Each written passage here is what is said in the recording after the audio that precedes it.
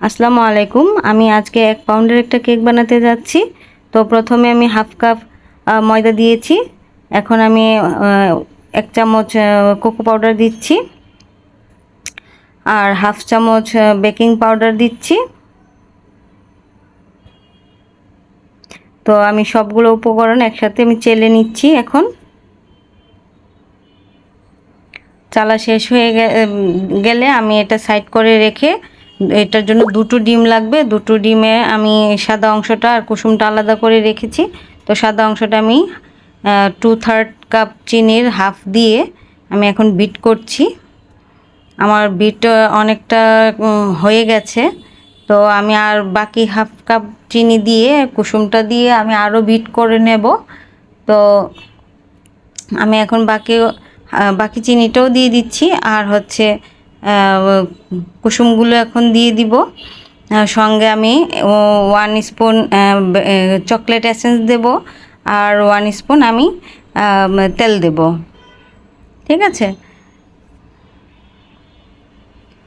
এই এগুলো আমি দিয়ে আমি এখন এগুলো সব ব্লেন্ড করে নেব।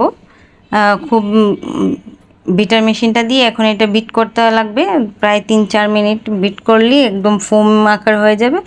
যদি দেখেন এটা দিয়ে আপনি একটা সংখ্যা লিখতে পাচ্ছেন, তাহলে বুঝে নেবেন যে এটা আপনাদের হয়ে গেছে।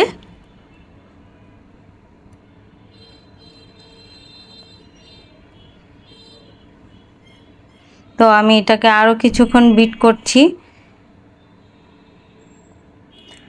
তারপর আমি এখন শুকনো উপকরণগুলো বিট হওয়া শেষ হওয়ার পর আমি শুকনো উপকরণগুলো ঢেলে এখন আমি এটাকে আলতো হাতে আমি এটাকে এখন মিশিয়ে নেব সবগুলো উপকরণ একসাথে।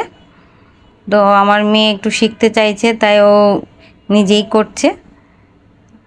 তো এই যে দেখেন ব্যাটারটা একদম ঠিক পারফেক্ট হয়েছে। এরকম হবে, কোথাও যেন দলা পাকিয়ে না থাকে সেটা আপনারা চেক করে নেবেন।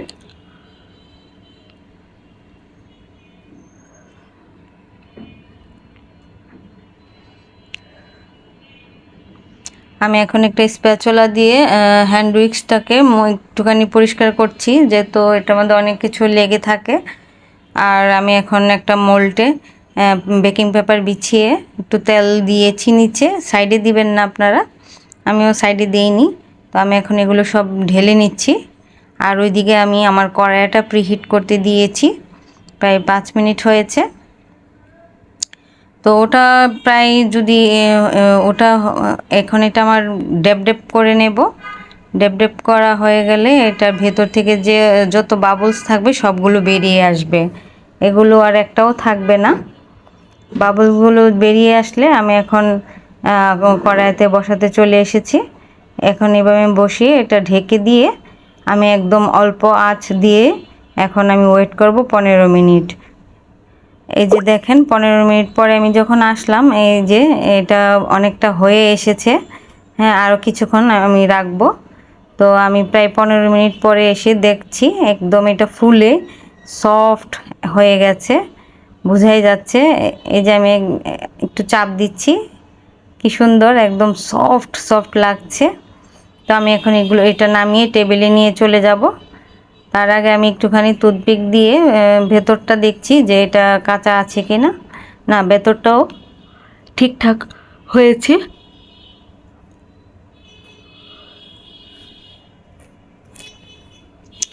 তো আমি টেবিলে এখন নিয়ে এসেছি। এখন আমি এটা মোল্ড থেকে ঢেলে পেপারটা উঠিয়ে নেব।